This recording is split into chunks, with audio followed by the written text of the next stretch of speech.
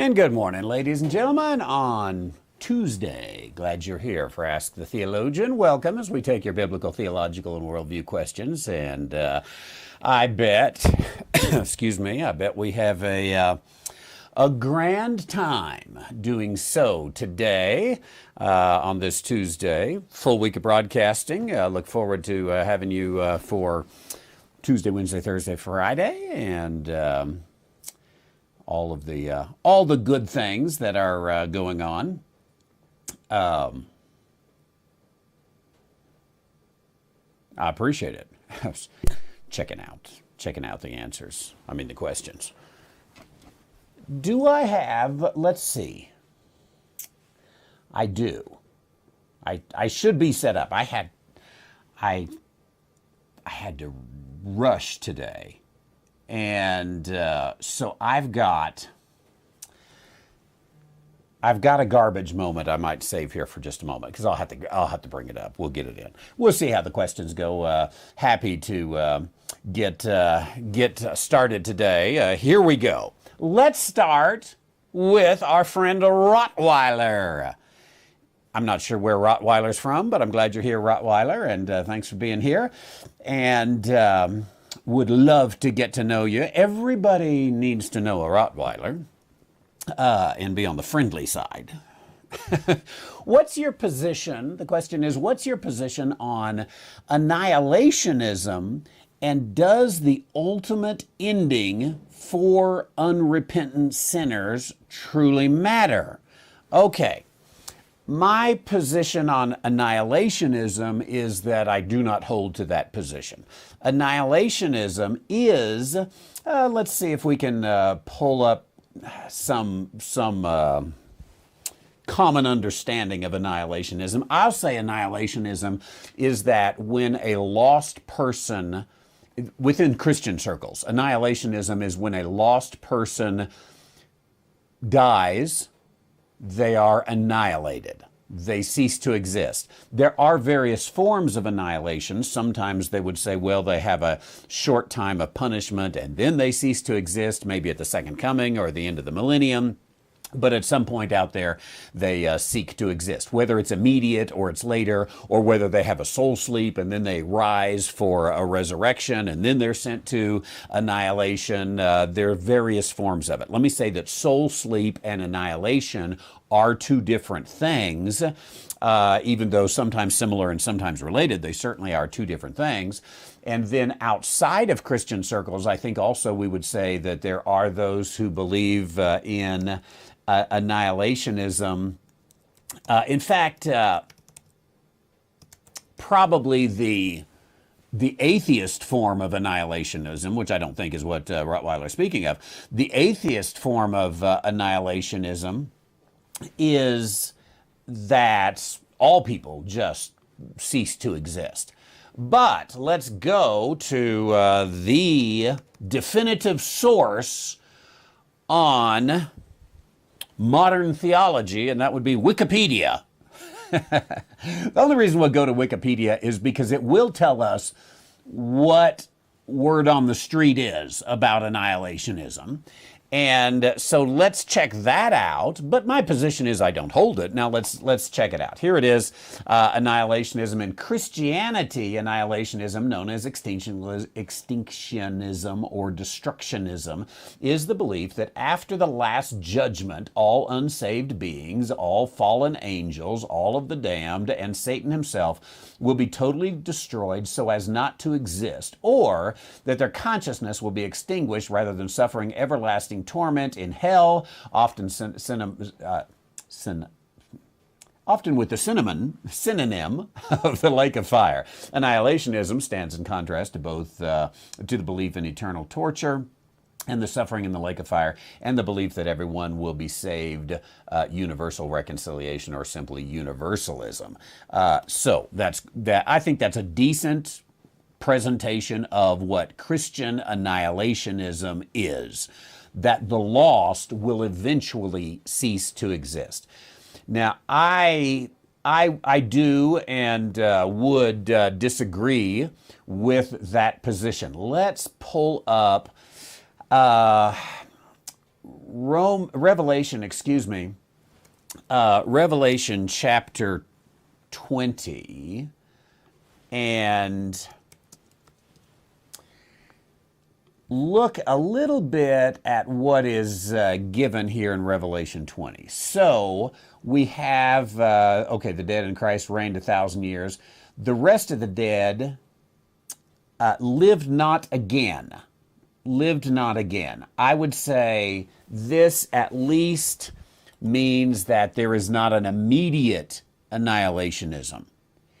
There is a death, and then there is again. In fact, we ought to highlight another word there. Lived not again until. So, there is a punishment of not being allowed into the millennial kingdom. There is a death that is involved with that, but there is a resurrection of those dead. So they lived not again until. That means there is another life for them. So we cannot hold to an immediate annihilationism. Okay, blessed and holy is he that has a part in the first resurrection. On such the second death hath no power. Now, the second death is the one that comes after they live again, they're resurrected, and then they die again. Some would say, you see, death means you don't exist anymore. That's a misunderstanding of death, by the way, because the first time they died, they continue to live, or they live again. The second time they die, there will be a continuance after that, a resurrection into judgment, if you will. Now, we go on. When the 1,000 years are expired, Satan shall be loosed out of his prison, and we have the battle of Gog and Magog here that happens. And then it says in verse 10, Revelation 20:10, the devil that deceived them was cast into the lake of fire and brimstone, where the beast and the false prophet are. Now, I'm gonna go with the word "are" there. And I realize that if you look at the King James, the King James is a very responsible and upfront translation in that it tells you when they have inserted a word. In this case, it's a verb. You notice it's in italics, are. Now, you could argue, that should be were, where the beast and the false prophet were. However, I think that if you were to get Greek scholars like, the 52, 54, 56, however many there were of the King James scholars together, if you were to get another group that was equally as qualified, which would be nigh unto impossible to do, and say, could you put the word were there? I think that the Greek grammar, though it does not actually have the verb, it would prohibit the inclusion of that past tense verb were. That the manner of the Greek grammar would insist upon the are. So I think this is the only way you could come out here, is that the beast and the false prophet are there in the lake of fire. Now what's interesting is they went in the lake of fire 1,000 years earlier. So for 1,000 years, they have not been annihilated. Rather, they have been tormented. Now we go with that understanding and we continue to read, and it says, and shall be tormented day and night forever and ever. In order to build a position, either of universalism or of annihilationism, you have to say forever and ever doesn't mean forever and ever. And anyone out there who teaches either universalism or annihilationism, and sometimes those strangely go together, anyone who teaches that will spend a lot of time trying to say forever and ever actually doesn't mean forever and ever. From age unto age, it does not mean that. And that's a little more of what we're having there this morning with forever and ever. And I noticed someone said they're having problems on Worshify. I just sent a note to the Worshify CEO. See what we had that problem yesterday. Sorry about the interruption there. So I think there is too much evidence as you go even right here. There's too much evidence that the beast and the false prophet last 1,000 years. And the plain sense of the reading of the words in Greek or in English is that the devil is going to be there 1,000 years. Well, then you find a few verses later here that the rest of the dead and all them, they were cast into the lake of fire, and this is the second death. Then add to that. So we've got evidence. Let's take this as evidence. We've got evidence now that the beast and the false prophet live for 1,000 years. Then we've got evidence that there is a standing there. I hate to do this, but I have got to put you on pause for a moment to take an emergency phone call. I'll be right back.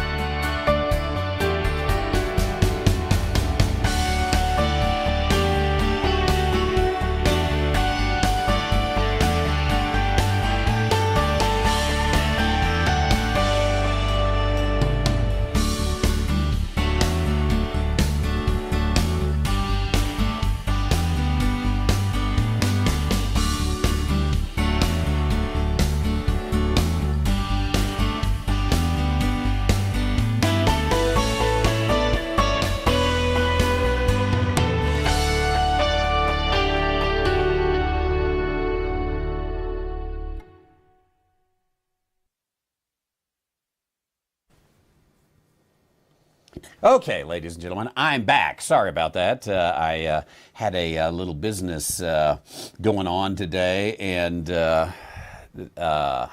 thought I had it taken care of. But I said, call me if I got to do something here. And lo and behold, they called right there. So I got that taken care of. Okay, didn't mean to interrupt that question, Rottweiler. Sorry about that. So as we come back into that question there, what is the ultimate ending? Then if they're not annihilated, the ultimate ending then is it's come to be called eternal conscious torment. The lake of fire, eternal conscious and torment. I think that's the ending. Now, a related question that Rottweiler gives is, does the ultimate ending for unrepentant sinners truly matter? I think so in a couple of ways. And there is the sense in which you might say it doesn't matter to me, and that would be somewhat accurate. And so we certainly do want to come in and we want to take it and say, okay, I want to make sure my soul, my body is taken care of, and that of my family and that of my loved ones. But would we continue that on to everyone? I think that there is a humanitarianism one that makes it matter. We care about humans, but theologically does it matter? We care about theology around here. We're kind of persnickety about theology. If mankind is made in the image of God, and we are, what does that entail?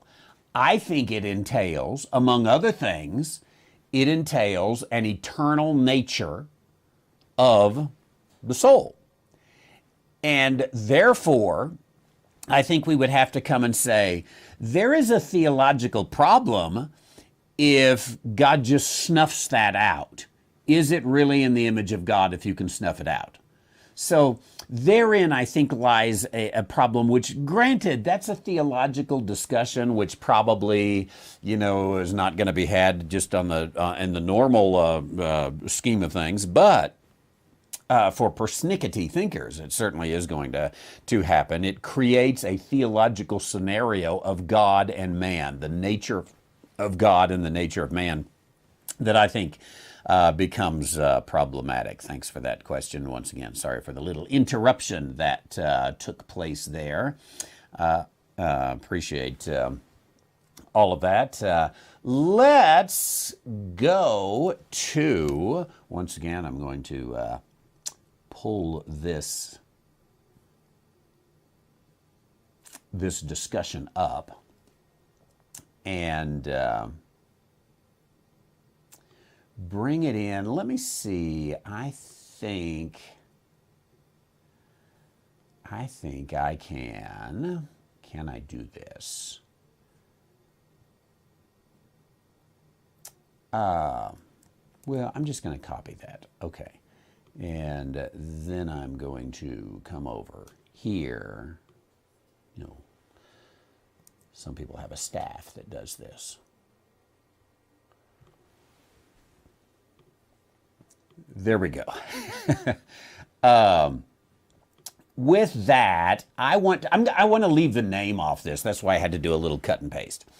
But I want to go to today's moment of evangelical garbage. It comes from a listener who says, I've been sharing some dispensational right dividing memes on my wall the last few months. Well, I'm friends with the associate pastor's wife of my church, and she saw one of them that alerted her, and she told her husband. He wrote me an email and wants to have an in-person talk about my theology because I teach kids once a month at church, and they want to make sure I'm not teaching them anything crazy, so to speak.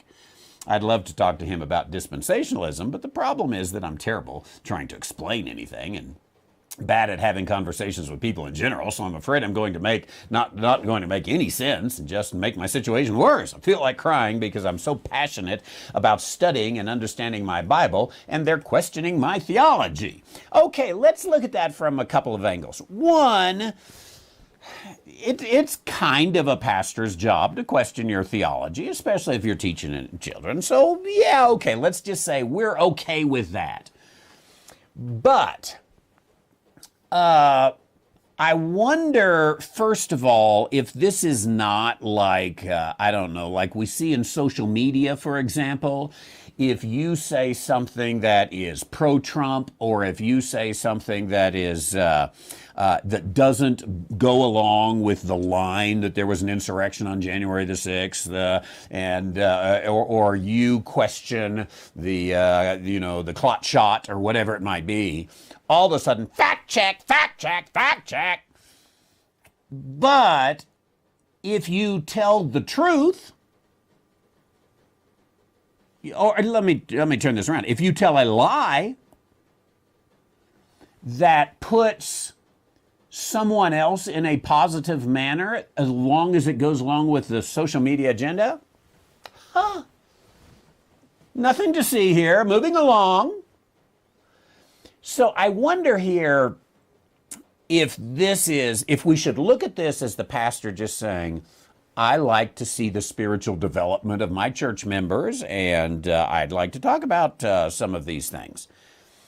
Or is it, dispensationalism, we got a problem here. Which one is that? I don't know in this case. I don't know. I suspect from the tone of the conversation that it's rather the latter, that there's some right division going on, some things about right division that have taken place. By the way, I looked at some of the memes on this particular social media stream, and I didn't see anything that would alarm me at all. I probably would say, why are you only teaching the kids once a month? Well, you need you teaching these kids every Sunday. But let's say it's a standard evangelical pastor and is a little allergic to dispensationalism and would be very allergic then to right division, that is understanding there really is a separation between Israel and between the church. There really is something new that has come along with Paul, something like our rightly dividing the gospel series. That would alarm the average evangelical pastor, as I've mentioned a couple of times. So let's assume that the pastor is, and this might not be a safe assumption, but let's assume the pastor really is covenant or run-of-the-mill dispensationalism, not going to go with any questioning the assumptions at all as it relates even to the gospel, and calls you in. Here's what I think you ought to do. Answer their questions. That's it. Just answer their questions. I wouldn't go for, hey, let's call this person John Doe. Hey, John, explain your theology to me. That's too broad. And I might be just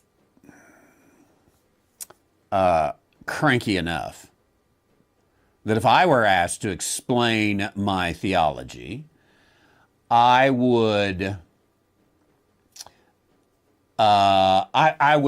start out from the beginning so detailed that eventually, and I would start out, in the beginning, God. My theology on God is that God has eternally existed. I would just go into the greatest detail, on and on and on. Of course, I'm kind of crotchety like that, grumpy. And I would bore him to tears on this lengthy theological treatise if he just gave me an open-ended question. Because I know he's got an agenda, and I am allergic to agenda-driven questions. If there's an agenda-driven question, I want them to come out and have to just say it. So I think, hey, what's your theology? Either I'm going to be a crotchety old man and just bore them to tears hour upon hour upon hour of my detailed theology beginning in Genesis chapter 1. And by the time we get 2 hours later to Genesis chapter 3, they are going to be, because I've gone through every day of the creation, I want to know my theology. Okay, I'll give it to you. Or if I didn't have that much time or wasn't quite as grumpy that day, I might say, can you be more specific? Or I say, well, I think it's the memes that brought you in. Let's talk about one of those memes. And make him defend his theology or tell you why it's wrong. So, here you've got something that maybe separates Israel from the church. You'll say, okay, explain it. Is there something wrong with that, Pastor? Throw that back. Because my assumption is, and again, I could be very wrong, my assumption is there is an agenda against your theology that's here. And if he's got an agenda against your theology, he's the one that needs to explain, here is where you are wrong. And then always turn that around if you can. This is not easy, and especially for someone here who says, I'm not really good at conversations, and not everyone is good at conversations. But if you can turn that around, say, well, do you not believe that? That's a good line to remember. Do you not believe that? And work with it that way. My position for others who attack right division is that they don't even know what they're attacking. So can we highlight that they don't even know what they're attacking? Typically they'll say, are you saying that there's two gospels? No, our children today can only accept the gospel of grace. That's true of you too, Pastor, and it's true of me. Galatians 1:6, even if an angel from heaven preach a gospel unto you that is different, let him be accursed. Why would you think I'm teaching these children two gospels? Now, the truth is, those little children, you're teaching them there's only one way to be saved. If you're teaching the Bible, it's a different manner. And, if he insists that Moses was saved the same way that I'm saved, he can prove it. Not from your dumb theology books you quote, but from Scripture. Prove it. Show me the grace gospel in the Old Testament. Again, all he'll do is go to Genesis 15:6, which doesn't show the grace gospel at all. Zilch in there about the death, burial, and resurrection of Jesus Christ. You can't even assume it in there. So I assume that and again, maybe it's a bad assumption, and test that out carefully, but I assume that this is that you're never going to convince him, and that he hates that you use a King James Bible. I may be wrong. If it's a independent fundamentalist church, he probably doesn't, but probably he hates that you use, if it's evangelical, he hates that you use a King James Bible. If it's standard evangelical, he hates that you're a dispensationalist at all, let alone right division. So those kind of agendas, just make them bring it. And I would cut to the chase. You know, what is it you got? What's you got against my memes? You know, it's really therein to say, John Doe, here's where you're wrong in this. You don't have to explain yourself. They can tell you why it's wrong. And maybe in telling you why it's wrong, they'll realize they're wrong. Maybe. Now, one of the reasons I guess I'm grumpy on this one and have suspicions is because very rarely, almost never, are you actually able to convince a pastor. Sadly.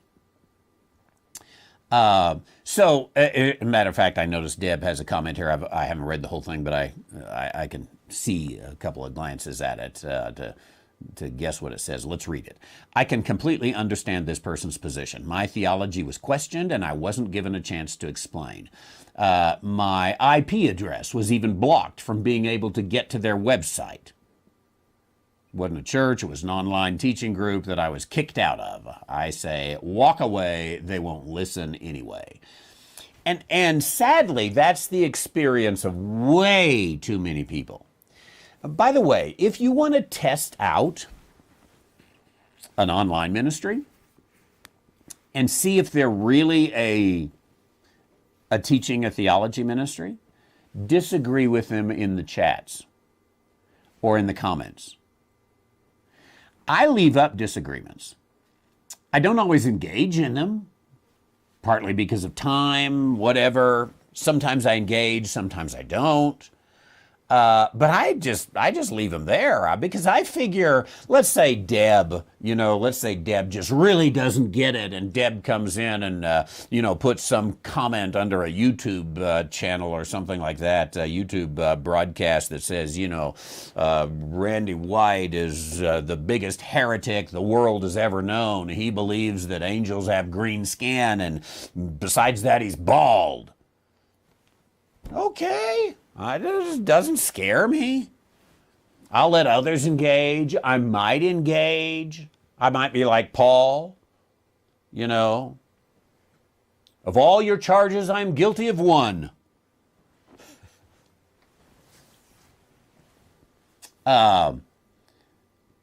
Might get into it, but for the most part, I would just leave it because I figure, okay, Deb can see that others don't agree with her. Deb can whatever, or maybe I have at times changed my mind because of some comments that were out there. I am not big on ministries that close their comments. I think ministries ought to leave open their comments. I'll just say across the board, I don't trust ministries that close their comments like I do ministries that keep open their comments. I know that it's a hassle to keep up with it. I don't even always keep up with it. But if you're so concerned about PR, I guess get out of the teaching ministry. There teaching is a little bit of a dialogue, and in this world, this is the only way we have. Okay, got off track there just a little bit, but go in there, answers questions, but make him, John Doe, this is wrong. Show me why it's wrong. Convince me, Pastor. I respect your position. I think your job as a pastor is to, help me to think right theologically. What's wrong with it? Probably you're not going to get very far. Unfortunately, probably. Now, I guess if I can say something half good, at least he kind of thinks theology is important. Either that or he thinks his agenda is important. I'm not sure which one it is. But that is today's moment of evangelical garbage, brought to you by John Doe. I appreciate that. Let's go to Roger down in Arizona.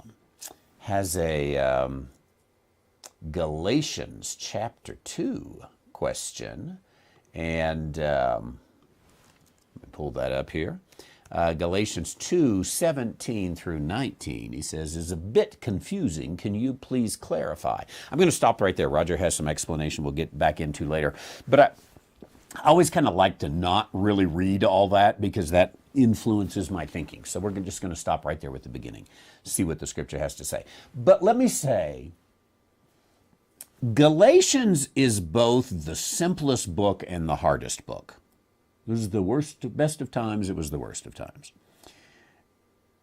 In some ways, Galatians just, lays it out there, here it is. But you really begin to dig into Galatians, and there's a lot of, I'll use your word, there's a lot of confusing stuff in there.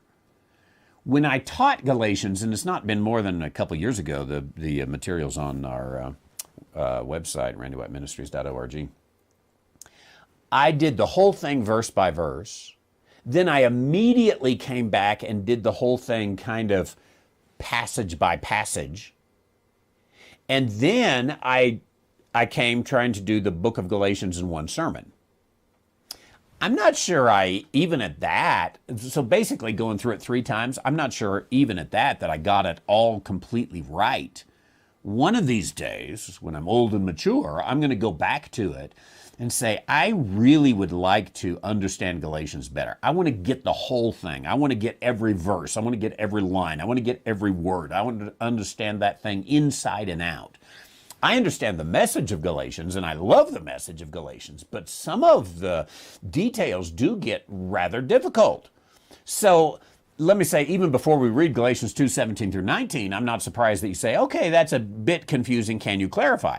The question is, can I clarify? I may be able to. I may not be able to. Let's try it here just a little bit. Galatians 2:17, if, while we seek to be justified by Christ, we ourselves are also found sinners, is therefore Christ the minister of sin? God forbid, for if I build again the things which I destroyed, I make myself a transgressor. For I, through the law, am dead to the law, that I might live unto God. Okay, yeah, it's a bit confusing. It obviously comes in the part of a broader conversation that is going on, but I think the key probably is in verse 19, picking up the context, but then in verse 19. Let's work on this just a little bit. If, I'm going to enlarge that just a little bit there, or a lot. There we go. If, while we seek to be justified by Christ, we ourselves also are found sinners, is therefore Christ the minister of sin? God forbid.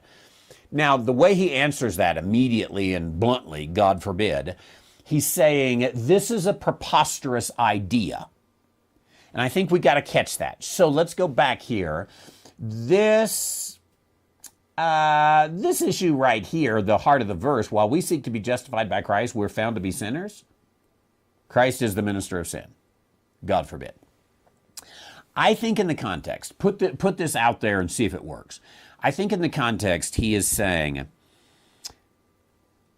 that is justification by grace through faith. Does that make Christ the minister of sin in the sense that under grace, he's not imputing our trespasses against us, counting our trespasses against us. He is overlooking the transgressions that were in the past. He is not dealing retribution out on the sinner. And he is welcoming sinners unto him. Is Christ the minister of sin? What he says is, God forbid. Now, let's see if we can add to that. If I build again the things which I destroyed, I make myself a transgressor.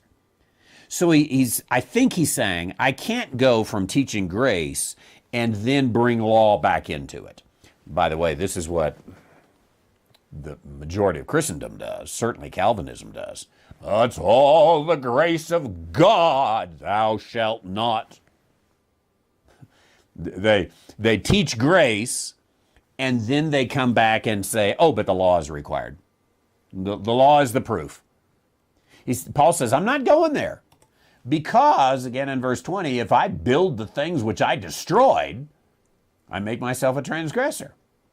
I, through the law, am dead to the law that I might live unto God. And I think what he says here is that I, through the law, am dead to the law. The law would now judge me as dead, as guilty.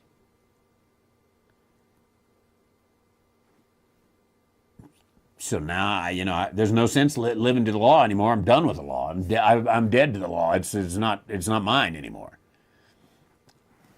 I think that's what we've got. Let's read Roger's comments and see if we just confuse matters. He says, the subject is Paul addressing the Judaizers in Galatia, addressing Peter's duplicity when he comes to verses 17, then he comes to verses 17 and 18, particularly the word transgressor. The Greek word, it seems to me, means to stand with, but it's translated as transgressor. Transgressor is confusing enough. Stand with makes it worse. So let's check out verse 18, the word transgressor. For if I build again the things which are destroyed, I make myself a transgressor. Now, I think, I might prove myself wrong here in just a second. I don't think it means stand with, and I'll show you why. I understand how you get there, but I don't think that's what it means. But let me confirm that, because I may be wrong. So I'm going to bring up in Biblify, I'm going to push the S button for Strong's, and we're down here in verse 18. In fact, now that I pushed the S button, I'm going to push the I button for the interlinear. There we go. Okay. See if I can get that. Parabetes. What is betis? I think what we've got, let me pull up Strong's and follow that root word. Okay, betis from Bino. Bino is to that's where you're getting the stand with. Okay, so it is as I thought. So the Greek word does not mean to stand with, though it seems like it does. Parabino. Bino is kind of embark, to embark with. Okay, we'll take stand with, same kind of idea. Let's take bino as stand. We're using it very loosely here, but the sense of the meaning is stand. Okay, to be together with, to be on the same boat as. So we're going to call it stand with. Bino. Parabino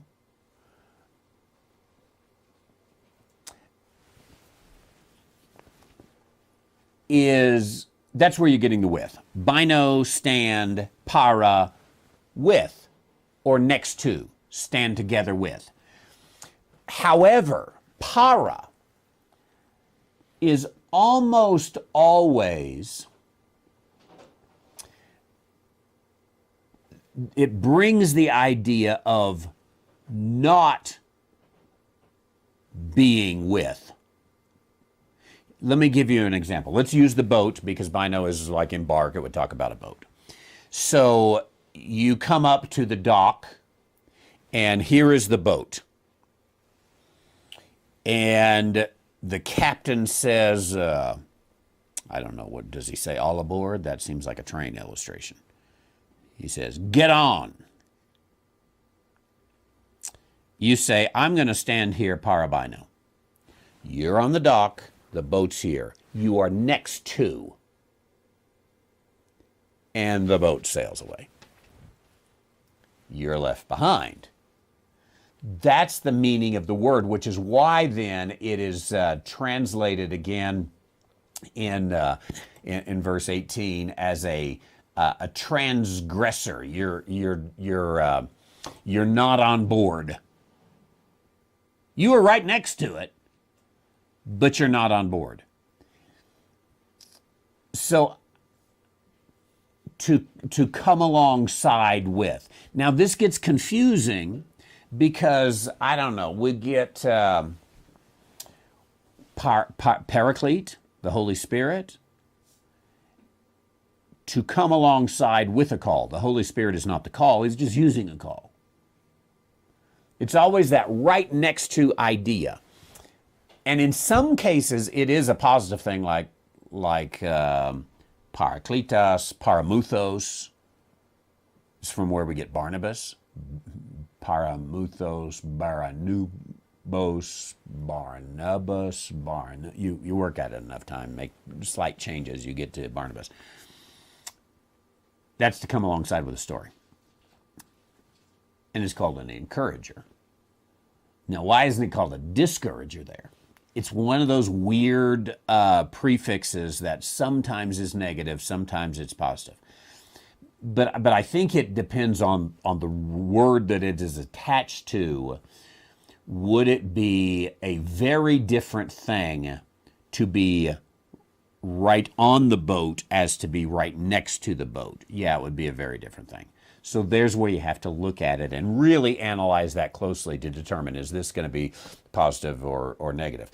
And then in addition to that, let me say that that's looking at etymology, and words come to be, to carry their own meaning regardless of the etymology, but that's the etymology of it that gets to the point there. So I think, you can't take that as a standing with. If I build the things which I destroyed, I make myself standing there together with them. I guess in one sense, he doesn't want to be building the things which he destroyed, so he's standing next to it. It could possibly work. Let's take again that Strong's, open up Strong's. I'm going to close out the interlinear, and I'm just going to double click on transgressor, there we go, and get the times. It's only one, couple times in Romans there. I'm going to show them all. And it's always transgressor, or here is a breaker, standing next to the law. That's a good illustration in, what is that? I think it's Galatians 2:25. That I'm standing next to the law, but I'm not quite there.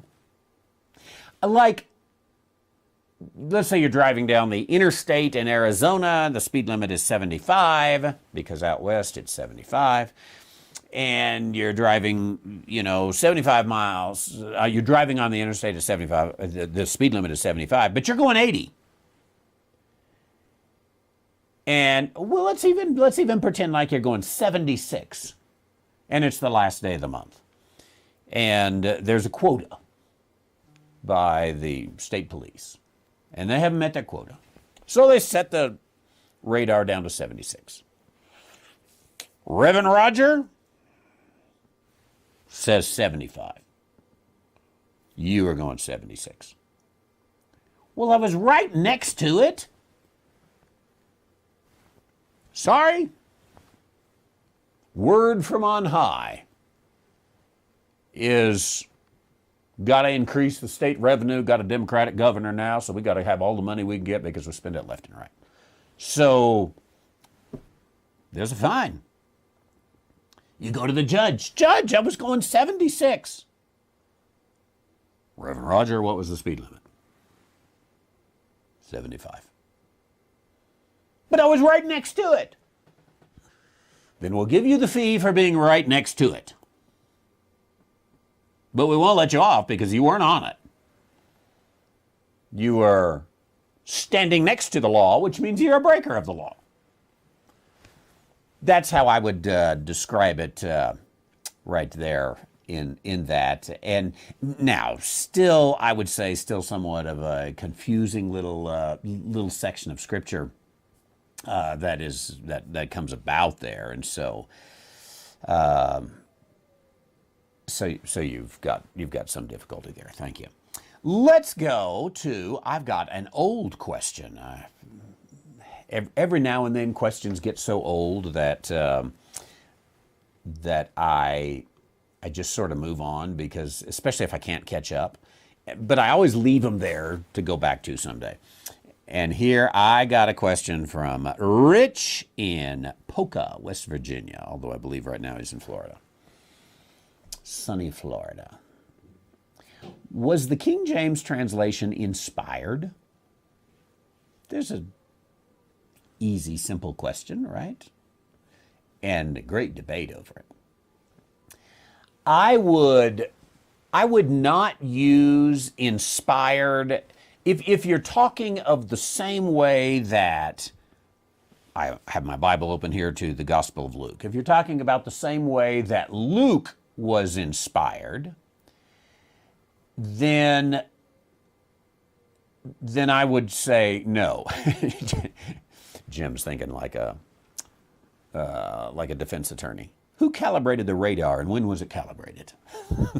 It's a good question for Reverend Roger if he needs to fight that a little bit. But anyway, sorry, back to it. I would not use the same sense that the original authors were inspired. I think that the original authors were inspired in such a way that there could not be a mistake. It was a guarantee, if you will, that absolutely everything in there is presented perfectly. But let's consider this. Was there a book of the Bible written by a group of, I want to get the number right. How many translators did we have here? How many translators on the King James? It's 50 something. The majority, well, I just want the total. Oh, it says, okay, at least 60 men. Yeah, I think there's some views that, I mean, there's a few we're not really sure exactly about this, but when the translation commenced, the majority of the translators, 22 were in their 40s, 16 were in their 30s, 15 in their 50s, 3 in their 60s, 3 in their 20s.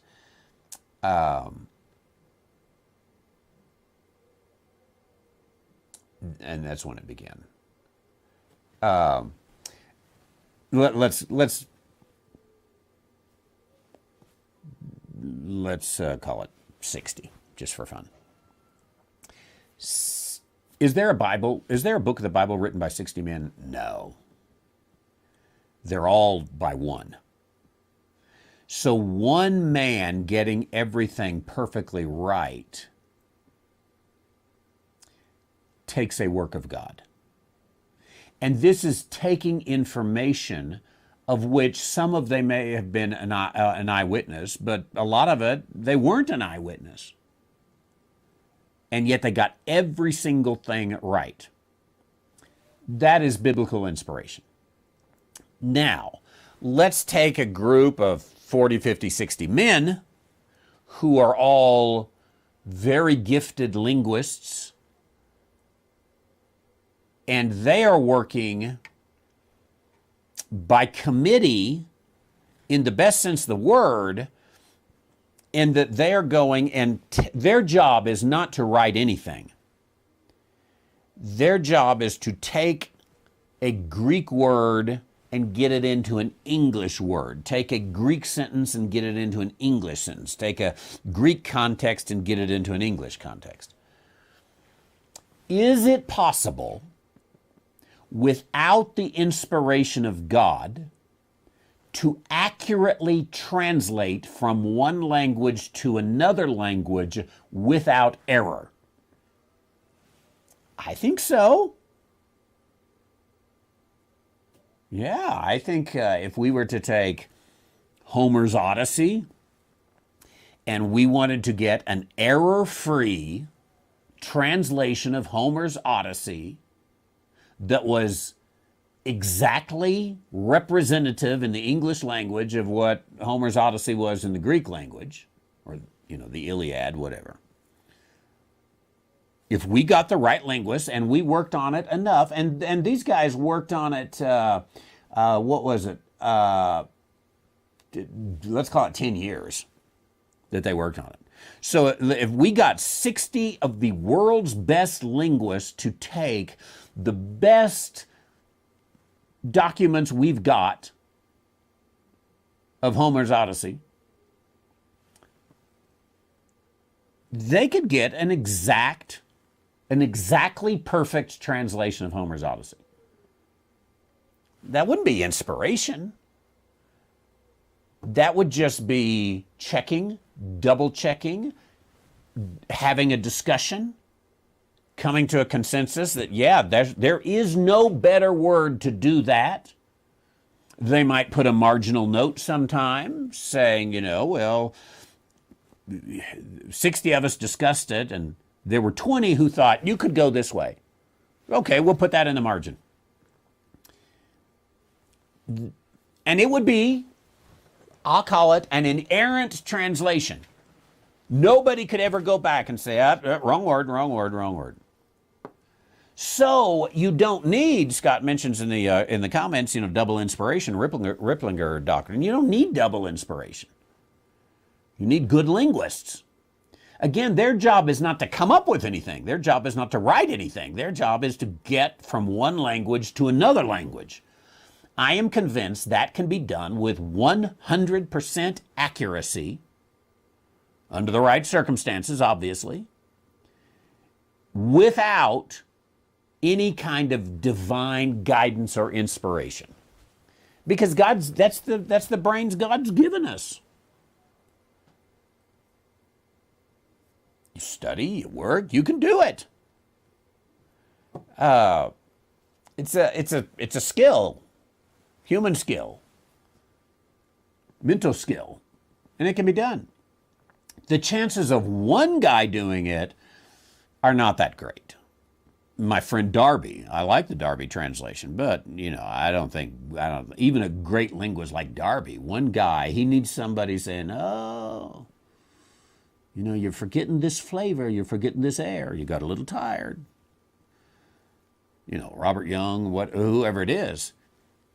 And I know that Darby and Young, that none of them would say they had to double inspiration as they went with it. So I reject the idea of double inspiration. That is, the Word of God was inspired when Luke wrote it, and then the translators were inspired when they translated it. On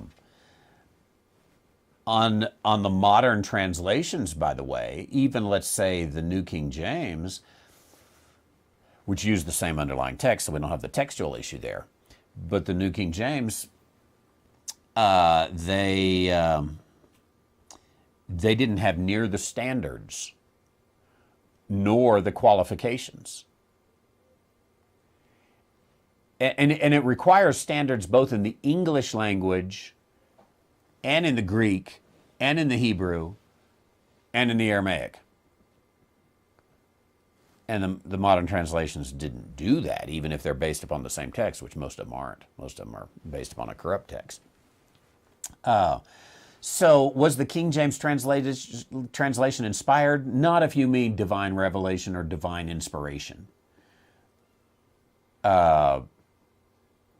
If you mean the blood, sweat, and tears of some guys who had unbelievable language skills, which is not what you mean, then yeah, it was.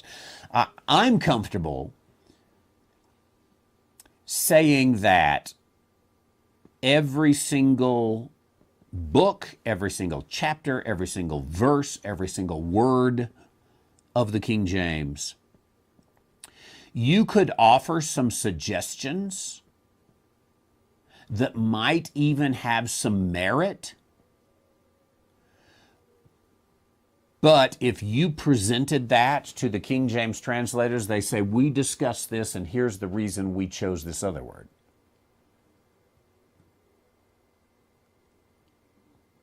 I think even today they would hold to what they did. And, you know, we should add that from the original to the one we use today, again, there was even more work added to take care of, you know, a spelling issue where they weren't consistent, or even a typographical error, or some minor things that, you know, they cleaned it up, and since then, you know, they're just there's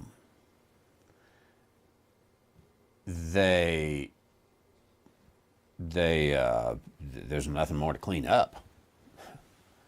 I don't think we need a new translation at all for those who want to go with all that.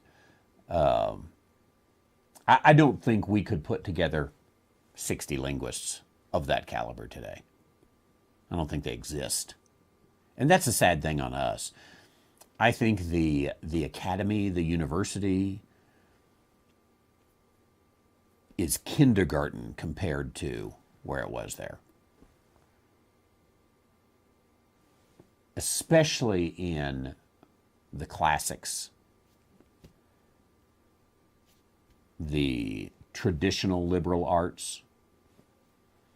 There's not a university in the world, or all of them together, that can hold a candle to the old Oxford and Cambridge and even Harvard and Yale back in the day.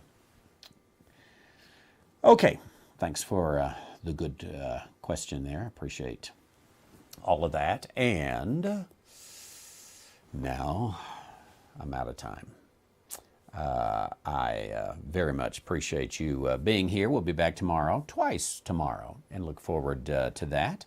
And I'll take, the new questions, the hopper's empty, so go to askthetheologian.com, submit your questions, we'll get them. If not, we've got plenty of older ones and several things to talk about, so we'll have plenty before the hour tomorrow. No doubt about it.